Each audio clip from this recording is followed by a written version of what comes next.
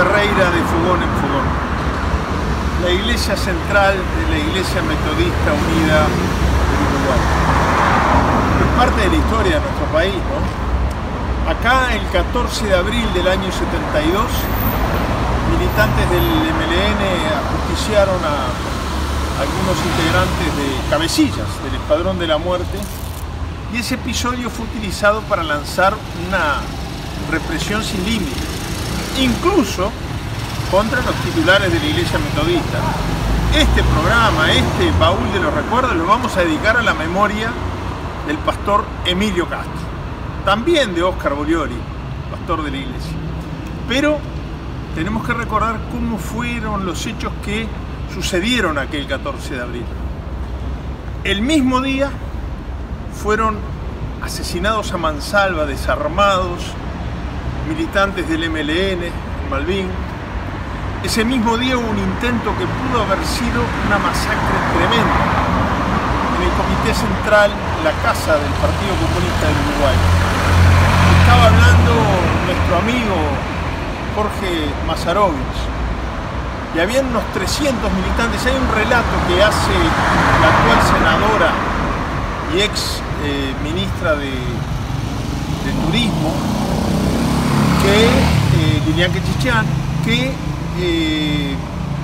era militante de la Juventud Comunista en aquel momento, y entraron para matarlos a todos, a mansalva, pero llegó a tiempo porque fue advertido Héctor Gutiérrez Ruiz, el Toba.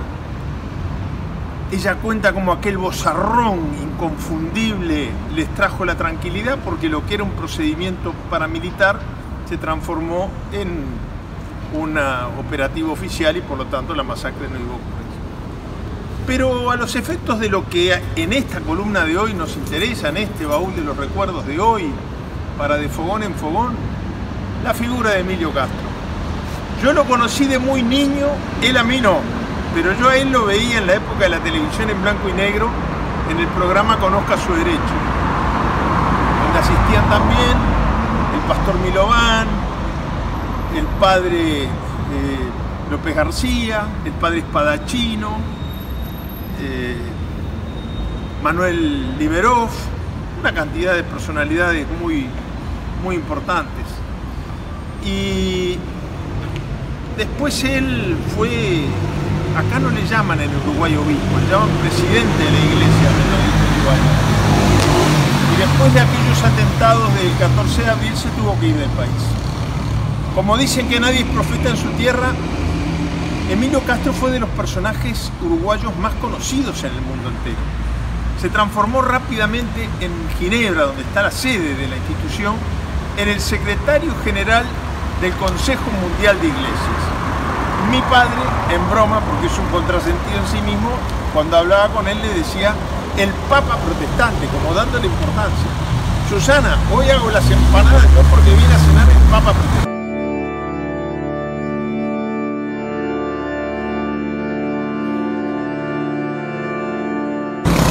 Con todo el exilio, una relación entrañable. Era el padrino del exilio uruguayo. Con mis padres una relación muy estrecha humanamente. Caía en Londres y, fiel a la tradición metodista, no se supone que no podía tomar alcohol. Yo iba con una botellita de whisky y decía, pero la tradición no prohíbe regalar una botellita de whisky.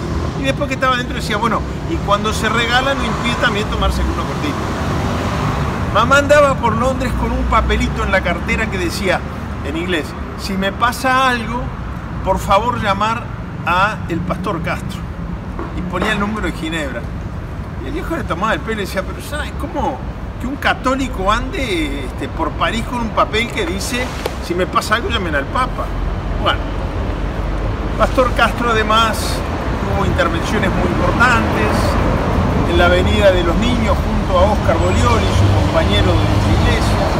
Óscar Bolioli se asiló después que él, pero se instaló en Estados Unidos, en el Consejo Nacional de Iglesias de Estados Unidos, siempre en la tarea ecuménica.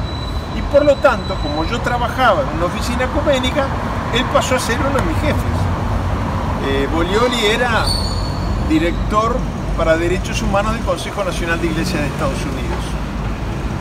Bueno, guardo recuerdos muy profundos de ambos, ¿no? Del pastor Emilio Castro, bueno, me bastaría decir, por ejemplo, que a él mi padre le entregó una carta que me dio en propias manos y que me permitió con mi querido amigo americano Max Holland escribir un artículo en la revista Foreign Policy denunciando la presencia de Nino Gavazo en Estados Unidos, porque mi viejo tenía mucho miedo que pusiera en peligro mi seguridad. Luego algunos documentos oficiales que se han desclasificado, el periodista John Dinges, bueno, organizaciones especializadas, Jair Kriske en el Brasil, Francesca Jessup en Gran Bretaña, que muestran que era así. Quizás el pastor Castro esa vez me salvó la vida. Él estuvo también presente cuando armamos la Convergencia, no integró el grupo de Convergencia, pero en la reunión previa que hicimos al lanzamiento público, él estuvo ayudándonos a redactar la proclama de lanzamiento. Era un amigo de la vida muy entrañable. Luego cumplió 80 años cuando ya había retornado el Uruguay a la democracia y la Iglesia Metodista me hace el honor de invitarme a hablar. Yo he subido a un púlpito protestante hablando de uno de los prohombres de la Iglesia que había venido especialmente desde Ginebra para festejar el cumpleaños. Cuando muere mi padre, lo extrañamos con mamá.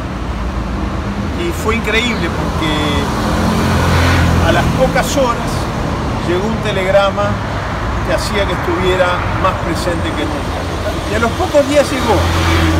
Se reunió solito, con mamá y conmigo, nos tomamos de la mano, hicimos una oración que nos hizo mucho bien. Fue un mimo al alma. Era muy amigo de mamá, después que ella enviudó también.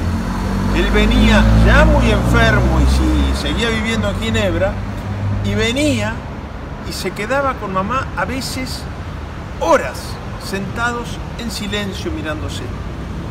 Es en esa época de su enfermedad que la ciudad de Montevideo lo declara huésped, ciudadano ilustre de la ciudad de Montevideo, una sesión de la Junta Departamental. Dice una cosa impresionante él allí. Dice cuánto más generoso es el idioma inglés que el castellano. En inglés en el pasaporte me ponían stateless, en castellano me ponían apátrida. Bueno, la vida me dio muchas vueltas acá en este templo que significa tanto para mí. Acá filmamos junto con Oscar Bolioli y con Belén Herrera la narración de la venida de los niños exiliados al Uruguay. Terminamos de filmar los tres juntos. Me dejó en el sanatorio donde me iban a hacer una pequeña intervención, llevó Belén a la casa y murió esa noche. Me dieron la posibilidad de mandar un video para que se pasara en su funeral.